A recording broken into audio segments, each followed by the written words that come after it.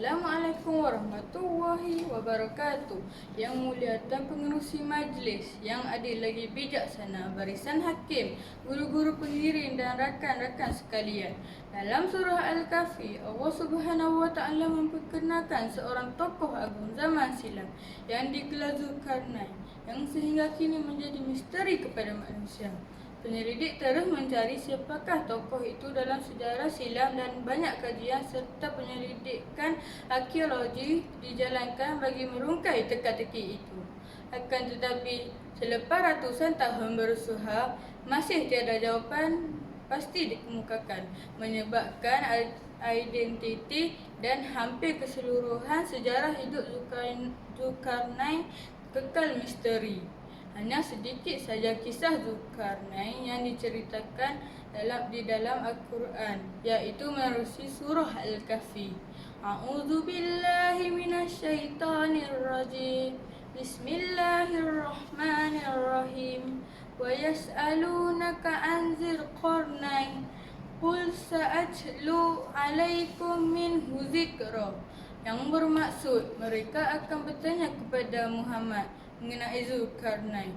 Katakanlah, aku akan bacakan kepadamu cerita mengenainya. Sesungguhnya kami memberi kekuasaan kepadanya di muka bumi, dan kami memberikan kepadanya jalan untuk mencapai segala urusan, maka dia pun menempuh suatu jalan.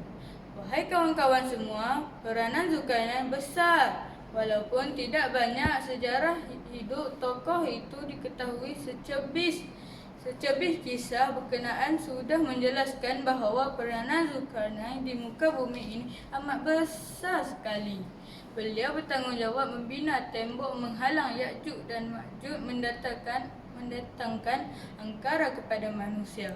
Tembok itu hanya akan runtuh apabila dunia hampir kiamat. Kawan-kawan sekalian, berbekalkan petunjuk Al-Quran, penyelidik mencari tokoh silam yang memiliki ciri sedemikian dan hasilnya 3 tokoh lampau dikaitkan sebagai Zulkarnain.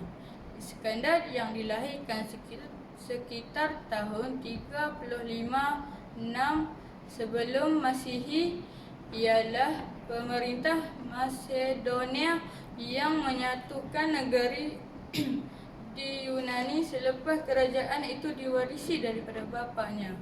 Berbanding Iskandar, penyelidik menyatakan peribadi dan penggambaran Zulkarnain lebih menyamai Raja Parsi, iaitu Kursi Al-Farisi, atau turut digelar Crus the Great. Kursi berkuasa dari 559 sebelum Masihi sehingga 529 sebelum Masihi, iaitu kira-kira 200 tahun, atau turut digelar 200 tahun sebelum kelahiran Iskandar. Beliau berjaya menyatukan kembali kerajaan Lydia dan Media dan menjadi pemerintah Parsi pertama.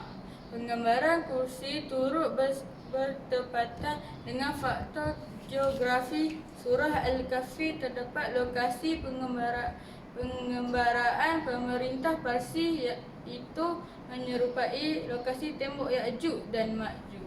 Selain Iskandar dan Kursi, pendapat lain mengatakan Zulkarnain seorang pemerintah pada zaman Nabi Ibrahim alaihissalam. Raja itu pernah bertawaf di Kaabah bersama Nabi Ibrahim, malah membantu Rasul itu mendapatkan kembali telaga baginda yang dirampas pihak tertentu. Akhir kalam, jadikan ia sebagai pengejaran kepada kita semua untuk menegakkan agama Islam, junjungan besar Nabi Muhammad SAW. Sekian mohon maaf tersalah kata dalam berbicara. Wassalamualaikum warahmatullahi wabarakatuh.